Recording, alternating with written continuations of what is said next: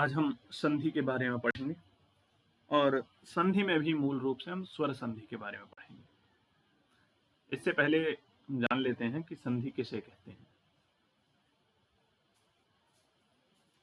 संधि की जो परिभाषा बताई गई है वो है कि दो वर्णों के मेल से होने वाले परिवर्तन को संधि कहा जाता है। दो वर्ण मिलते हैं और उनके मिलने से जब भी कोई परिवर्तन होता है, जब भी कोई बदलाव आता है, तो उसे हम संधि कहते हैं। उस बदलाव को संधि कहा जाता है। दो वर्ण अगर बिना बदलाव के मिलते हैं तो वहां संधि नहीं होगी, क्योंकि अगर ऐसे हम संधि करने लगे तो हर जगह संधि होती रहेगी। तो संधि की परिभाषा जो दी गई है, दो वर्णों के मेल से होने वाले परिवर्तन को संधि कहा जाता है। अब इसमें संधि के तीन भेद किए गए हैं, एक स्वर संधि, एक व्यंजन संधि और एक विसर्ग संधि। स्वर संधि से अर्थ है दो स्वरों के मिलने से जो परिवर्तन होता है, दो स्वरों के मेल से जो विकार आता है, उसे हम स्वर संधि कहते हैं। और जब व्यंजन किसी भी वर्ण से मिलता है और विकार आ गया, व्यंजन जब भी किसी वर्ण से मिलता है और परिवर्तन हो जाता है तो उसे हम व्यंजन से संधि कहते हैं। और यही स्थिति विसर्ग के साथ है कि विसर्ग किसी भी वर्ण के साथ आए और परिवर्तन हो रहा है तो विसर्ग संधि। जब विसर्ग किसी भी वर्ण से मिलता है, आगे वाले वर्ण से मिलता है, तो उसे परिवर्तन हुआ तो उस स्थिति को हम विसर्ग संधि कहते हैं। आगे देखिए, उदाहरण दिए हैं, देव प्लस आलय, देव प्लस आलय। तो देवालय, यहां व और अ के मिलने से कोई परिवर्तन हुआ, स्पष्ट दृश्यमान नहीं है। दूसरा उदाहरण देख लेते हैं, अस्ति प्लस अत्र, ति प्लस अ के मिलने से बदलाव आया, त्य बन गया, तो इसको हम संधि कहेंगे। क्या कहेंगे? संधि। लेकिन इससे पहले आपने पढ़ा था कि वर्णों के योग से शब्द होते हैं, वर्णों के योग से शब्द बनते हैं। तो वर्णों का योग और वर्णों के मेल से जो विकार हो रहा है, इसमें परिवर्तन होना, दोनों में अंतर थोड़ा सा है। जैसे देखिए, व प्लस अ व और र श प्लस आ शा, वर्षा। यहां पर आप देख रहे हैं कि 5 अक्षर मिले और मिल करके एक शब्द बनाया वर्षा। लेकिन इन 5 अक्षरों के मिलने से कोई परिवर्तन नहीं आया। मतलब ये 2 अक्षर भी मिल रहे हैं या 5 अक्षर मिल रहे हैं, तो इनके मिलने से कोई इनमें परिवर्तन नहीं आ रहा है, कोई बदलाव नहीं आ रहा है, अपना मूल स्वरूप में ही रहेंगे। व और श, जब आप अलग करेंगे तो 5 अक्षर आपको अलग अलग दिखाई देंगे। ऐसे ही आप विद्वान में देखिए, तो विद्वान में 6 अक्षर मिल रहे हैं और 6 अक्षर मिलने से कोई परिवर्तन नहीं हो रहा है। तो ऐसे वर्णों को हम कहते हैं, ऐसे योजन को हम कहते हैं वर्ण संयोग। जहां वर्ण मिलते तो हैं लेकिन परिवर्तन नहीं होता है, चुपचाप मिल जाते हैं, ऐसी स्थिति को हम वर्ण संयोग कहते हैं। लेकिन जहां वर्णों के मिलने से कोई परिवर्तन आता है, कोई बदलाव आता है, उसे हम संधि कहते हैं। यहाँ वर्ण संयोग के बहुत से और उदाहरण दिए हुए हैं। देखिए, ग्रामम अगच्छत, तो म प्लस अ मिला तो म बन गया, कोई विशेष परिवर्तन नहीं आया। धनम प्लस आनयति, मां बन गया, धनमानयति, कोई परिवर्तन नहीं आया। ऐसे ही संस्कृतम अधीते ग्रंथम अधीतवान विद्यालयम आगतः पठितुम इच्छति धनार्थम अगच्छत। ये साधारण रूप से केवल मिल जा रहे हैं, म में अ मिल गया तो वो तो हलंत था, पूरा हो गया। तो ऐसी स्थिति को हम वर्ण संयोग कहते हैं। वर्ण संयोग होता है ये, संधि नहीं। तो संधि क्या है?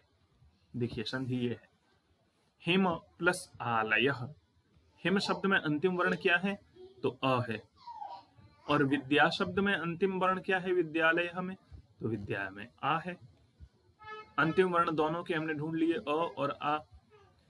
तो आलय शब्द के पहला वर्ण क्या है? आलय शब्द का पहला वर्ण है आ। तो देखिए, हेम प्लस आलय, हिम में अंतिम वर्ण अ और आलय का पहला वर्ण आ, दोनों मिलकर के दीर्घ बन गया, दोनों मिलकर के एक हो गई, हिमालय। परिवर्तन दिखाई दिया। भाई पहले दो अ थे, हिम में अ था और आलयः का अ था, लेकिन हिमालय में केवल एक आ बचा, दूसरा चला गया, ये परिवर्तन हुआ।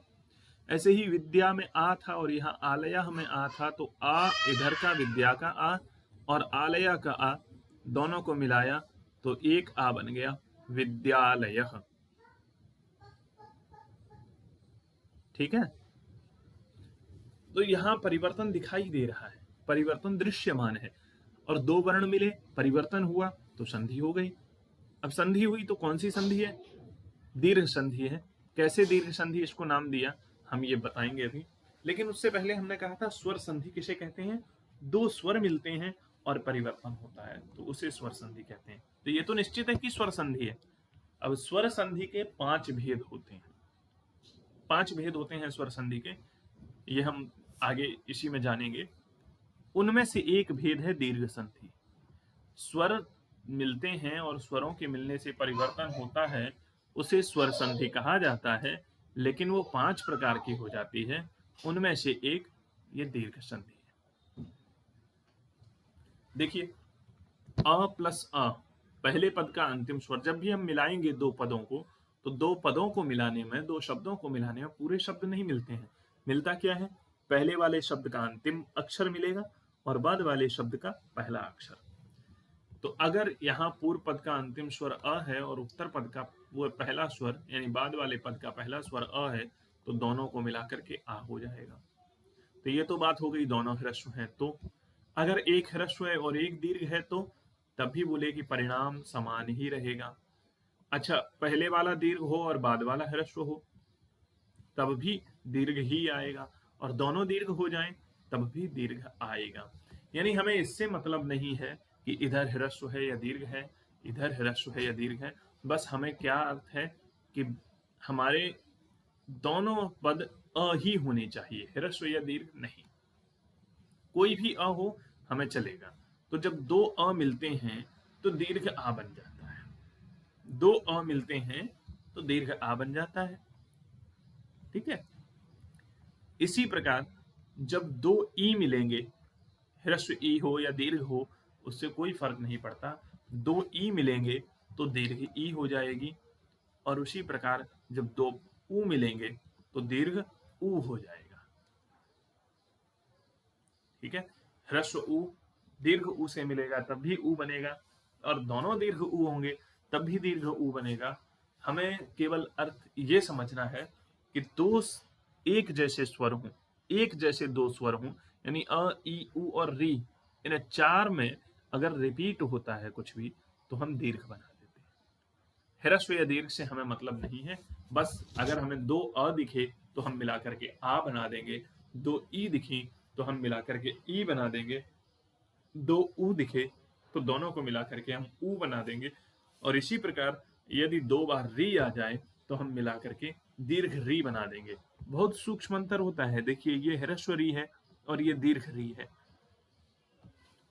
तो हम कह सकते हैं दो समान स्वर मिलने से दीर्घ बनता है, दो समान स्वर मिलने से दीर्घ बनता है। यानी अ से मिला समान हो गया, दीर्घ बन जाएगा। ई समान स्वर से मिलेगी तो दीर्घ ई बन जाएगी। ऊ से जब समान स्वर मिलेगा तो दीर्घ ऊ बनेगा, और जब दो री एक जैसी होंगे तो दीर्घ री बनेगी। यहाँ ह्रस्व भी हो सकता है, दीर्घ भी हो सकता है, और वही यहाँ भी है। हमें ह्रस्व दीर्घ यहाँ से मतलब नहीं है, हमें रिजल्ट देने से मतलब है। संधि करते हैं उदाहरण में, समझिए। देखिए, सूर्य प्लस अस्तः, दो पदों के बीच में हमको संधि करनी है। अब दो पदों में देखिए, पहले वाले पद का अंतिम अक्षर क्या है? अ है, ये लिख लिया। दूसरे वाले पद का पहला अक्षर क्या है? अ है, ये लिख लिया। अब हमें दो अ दिखाई दे रहे हैं, इधर भी अ है, इधर भी अ है। दोनों को मिला के क्या करना है? दीर्घ कर देंगे, क्योंकि हमें दो समान स्वर दिखाई दिए, हम दीर्घ करेंगे। तो सूर्य प्लस अ प्लस तह, तो अ और अ मिलाकर के हमने दीर्घ बना दिया, तो सूर्य आस्तः मिला दिया, सूर्यास्तः। तो देखिए, एक अ ये था, एक अ ये था, दोनों मिलाकर के हमने एक बना दिया, परिवर्तन हुआ, तो इसको हम संधि कहेंगे। अच्छा, दोनों में स्वर ही मिले हैं, दो स्वर मिलने से परिवर्तन हुआ तो स्वर संधि हो गई। अब इसको हम स्वर संधि में दीर्घ क्यों कहते हैं? दीर्घ इसलिए कि हमने दो स्वर तो मिलाई, रिजल्ट क्या आया, परिणाम क्या मिला, परिणाम में मिला दीर्घ स्वर। तो दीर्घ स्वर मिलने से परिणाम जो हमारे पास आया उसके नाम से हमने दीर्घ संधि कह दी। रिजल्ट हमें दीर्घ मिला तो हमने दीर्घ संधि। ऐसे ही देखिए, भांड मतलब बर्तन, आगार मतलब घर, जहां बर्तन रखे जाते हो ऐसे कमरे को भांडागार कहा जाता है।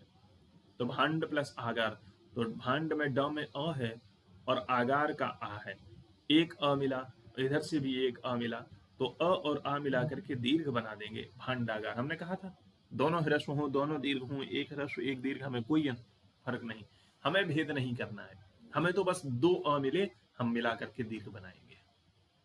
तो भांडागार। चलिए ई का एक उदाहरण देख लेते हैं। ऐसे ही हरि प्लस इच्छा, हरि में री र में ई है वो यहाँ आ गया और इच्छा का ई ये आ गया, दो ई दिखाई दिए, दोनों मिला के दीर्घ कर लिए।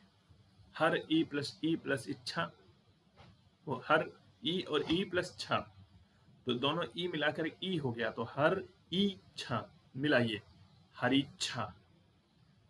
मुनि प्लस ईशः, मुनि ई प्लस ई, ईशः का ई, दो ई दिखाई दिए, दोनों को मिला करके हम दीर्घ कर देते हैं, तो ईश, मुनीशः।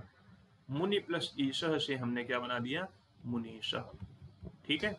ऊ का उदाहरण देखिए, गुरु प्लस उपदेशः, गुरु में ऊ है और उपदेशः का ऊ है, गुरु प्लस उपदेशः, दोनों मिला करके दीर्घ हो गया, ऊ प्लस ऊ मिला करके दीर्घ हुआ, तो मिल गया गुरुपदेशः। देखिए, गुरु प्लस उपदेशः और गुरु प्लस उपदेश, गुरुपदेशः, सॉरी। अब यहाँ एक ध्यान देने की चीज है कि यहाँ पर रा में ह्रस्व ऊ की मात्रा है और यहाँ पर रा में दीर्घ ऊ की मात्रा है, दोनों के लिखने में अंतर है। कई बार ऐसा भ्रम हो जाता है कि कौन से रा में दीर्घ ऊ की मात्रा है, या हम कई बार लिखने में हम भी गलती कर देते हैं, तो वो गलतियां ना हो। तो देखिए, जब भी हम लिखते हैं तो ये ह्रस्व ऊ की मात्रा है और जब दीर्घ ऊ की लगाएंगे तो कुछ ऐसी रहती है, समझे। ये ह्रस्व ऊ हो गया और ये दीर्घ ऊ हो गया। आगे चलिए, ऐसे ही वधूत्स भवना, पितृऋणम, दो बार री का देख लेते हैं। पितृ में री है ये और ऋणम का ये री है, तो री और री दोनों को मिलाया दीर्घ बन गया पितृणम। अब दीर्घ री की मात्रा जब लगेगी तो एक री, ह्रस्व री की ऐसी थी, दीर्घ री की ऐसी हो जाएगी। तो देखिए, पितृ प्लस ऋणम, पितृणम। तो दीर्घ स्वर हमारे कौन कौन से हैं, चार दीर्घ स्वर हैं, आ, ई, उ और री। दो अ मिलकर के आ बनता है, दो ई मिलकर के ई बनती है, दो उ मिलते हैं तो उ बनता है और दो री मिलती हैं तो री बनती है। और जहां परिणाम में ये चारों आ जाएं उसको हम क्या कहेंगे, दीर्घ संधि। ठीक है। सवर्ण इसलिए लिखा है यहाँ पर कि अ समान ही होते हैं, ह्रस्व या दीर्घ में हम भेद नहीं करते हैं। बस ये है कि आपको देखना है कि जब भी दो अ मिलेंगे यानी दो सवर्ण स्वर मिलेंगे, अ एक जैसे ही तो हैं, एक ही फैमिली के तो हैं, चाहे ह्रस्व हो दीर्घ हो प्लुत हो, तो दो सवर्ण दीर्घ सवर्ण स्वर मिलते हैं तो दीर्घ हो जाते हैं। हरीशः वैद्यालयः, अर्जुनायुधम मातृणम पाठालयः। देखिए, हरि प्लस ईशः, वैद्य प्लस आलयः, अर्जुन प्लस आयुधम, मातृ प्लस ऋणम, पाठ प्लस आलयः। अब जहां जहां दीर्घ वर्ण है वहां संधि होगी ऐसा नहीं सोचना चाहिए। जैसे कप आटिका में कप प्लस आटिका मत कर देना, ऐसे ही शरीरम में शरी प्लस ईरम मत कर देना। क्यों? क्योंकि ऊपर हमने बताया था आपको दो पद मिलते हैं। अब दो पद मिलते हैं, उनको पूरे पद नहीं मिलाए जा रहे हैं, मिलाए जा रहे हैं तो एक एक अक्षर, लेकिन दो पद है, शब्द हैं, शब्द का अर्थ है, शब्द का अर्थ होगा ही, क्योंकि अर्थ नहीं है तो शब्द नहीं है, तो जिसका अर्थ न हो वो शब्द नहीं होता है। तो संधि में भी भले ही हम वर्णों को मिला रहे हों, लेकिन जोड़ते हम किसको हैं, शब्दों को। तो यहाँ आप अलग अलग करिए, कप का कोई अर्थ है, नहीं है, शरी का कोई अर्थ है, नहीं है, ईरम का कोई अर्थ है, नहीं है। तो ये याद रखिए कि संधि जब होगी तो दो शब्दों के बीच में होगी, और जब हम विच्छेद करेंगे तो दो शब्द हमें मिलने चाहिए, ऐसे निरर्थक पद नहीं। इसलिए जो अर्थ वाले पद हैं ऐसी जगहों पर ही पद विभाग करना चाहिए। जैसे श्रीशः में अलग अलग करने से श्री प्लस ईशः दोनों का अर्थ आ रहा है। श्री मतलब लक्ष्मी, ईशः मतलब भगवान। देव प्लस आलयः, देव का भी अर्थ आ रहा है, आलयः का भी आ रहा है। धर्म प्लस आत्मा, मधुर प्लस आलाप, आलाप मतलब वार्तालाप। तो ये याद रखें कि जब भी हम विच्छेद करते हैं तो हमें दो शब्द मिलने चाहिए। ऐसी जगह पर अगर दीर्घ आया है तो उसको हम दीर्घ संधियां मानेंगे, लेकिन शरीरम, कपाटिका इत्यादि में नहीं। दीर्घ संधि में एक बार फिर से देख लीजिए, आ हो जाता है, दो स्वरों को मिलाकर के, दो अकार को मिलाकर के आ हो जाता है। विद्यालय, कार्यालय, इह अस्ति इत्यादि। दो ई को मिलाकर के ई हो जाता है, वाणी सह महती इच्छा। दो ऊ मिलाते हैं तो ऊ हो जाता है, शिशुत्सव। और दो री मिलाते हैं तो री हो जाता है, पितृण। ठीक है, स्वर संधि में दीर्घ संधि हमने पढ़ ली। आगे गुण संधि पढ़ेंगे, वृद्धि पढ़ेंगे, यण पढ़ेंगे, और एक अयादि संधि और होती है, वो भी हम पढ़ेंगे। तो ये 5 संधि स्वर संधि के भेद हैं। अब अगर कोई आपसे पूछे कि संधि कितने प्रकार की होती है, तो पहले तो आप 3 प्रकार की बताएंगे, एक स्वर संधि, एक व्यंजन संधि, एक विसर्ग संधि। अब कोई पूछे स्वर संधि कितनी होती हैं, तो स्वर संधि 5 प्रकार की होती है। ठीक है, यदि मैं उम्मीद करता हूं कि दीर्घ संधि आपके समझ में आ गई होगी। यदि कोई शंका है तो आपके प्रश्नों का स्वागत है, आप प्रश्न करिए, अच्छा लगता है। मिलते हैं अगली वीडियो में गुण संधि के साथ।